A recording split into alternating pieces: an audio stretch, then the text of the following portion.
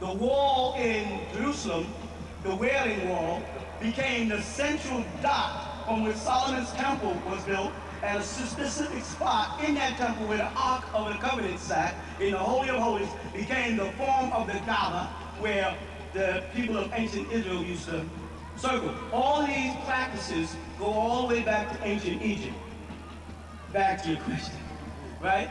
The one deity, Tammuz of Babylon, became the Hashem or Adonai or the Allah or the God or the, when you say Theos, you go plural.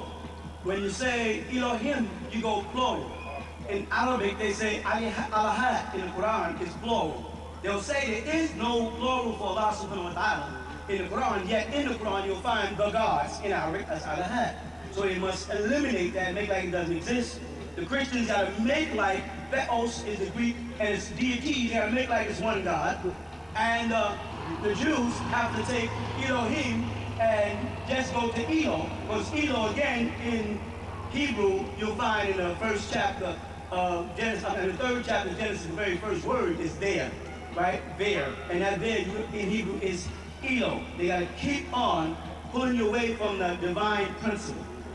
I'm reading that when you get deities appointed in rank, you have Marduk, who is the sun god of Babylon, and the same as Ra in ancient Egypt, the same as Melchizedek or Melchizedek, the same as Nebi Khidr in Arabic, the green one, all the same being, a mortal man, right, who claims to have neither mother nor father, something that you also learn in the ancient mysteries, be it Freemasonry, Shrinery, Knights of Columbus. You learn that you are a widow's son, that you have no mother, no father, that you stand alone to be judged and built. All right. They, when initiated into orders, is when they say their point. Now, if you went into a Masonic lodge, the Grand Master of the lodge, he becomes known as the Supreme Grand Master. He becomes the God in the lodge. He's sitting in the east of the lodge, and above his head is the symbol of geometry, the G. The G in actuality in English is nothing but a circle and a square. Circle, square. And that's the roots of all geometry, which is responsible for Geo, or Gaia, or Earth, or G, or Ki, or Anunnaki. So the Grand Master in the lodge, who sits on that central seat, the seat of God, has deacons on one side, and I don't want to go into too much, but there's beings in the lodge that sit to his right and his left, the same way Jesus would sit to the right and the left, or the cherubim sit on one side and so and so. He becomes God of the lodge, and he's controlling the whole planet. He's deciding, like a zodiac, in which direction all these souls seeking light would go. And they say they're traveling east, but in actuality, you cannot travel east without traveling west. You can't go in any one direction at any one time. There's no way you can travel due east without traveling due west. Because once you pass the point in which you decided was due east, you're on your journey around to west. So when you enter the lodge and you're traveling for the light due east, you're only getting to the G, so because the G is the mask of God that you then take down and you become a master. And if you're raised like a son to the right point, you're sitting on that throne as God. Tammuz, or the appointment of God in the Bible, or the appointment of Ra, or the appointment of Re, are positions in the mystery order of Tahuti. Re was a person. Re withered. Re aged. And this is why Acid or Isis was trying to get the master or the secret tone. They call it the word. In Christianity, they call the word the Logos.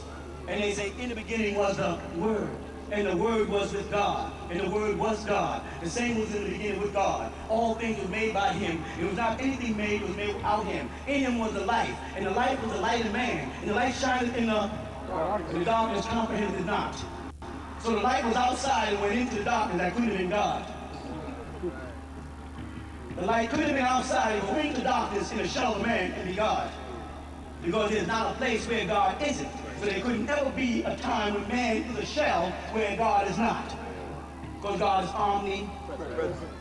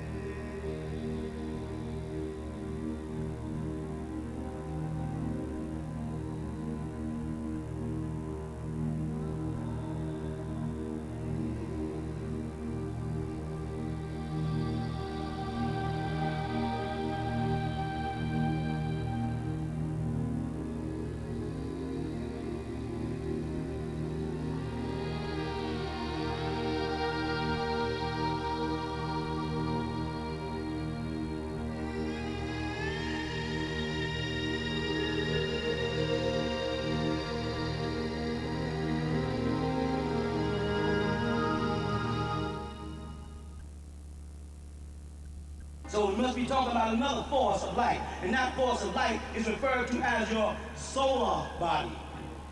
Solar body. You with me?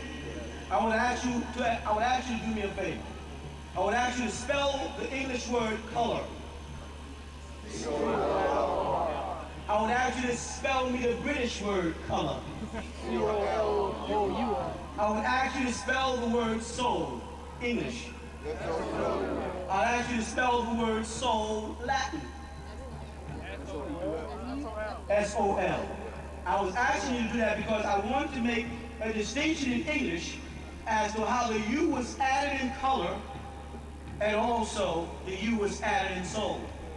When you remove the U out of color, you still have color. When you remove the U out of soul, you still have soul, but soul means sun.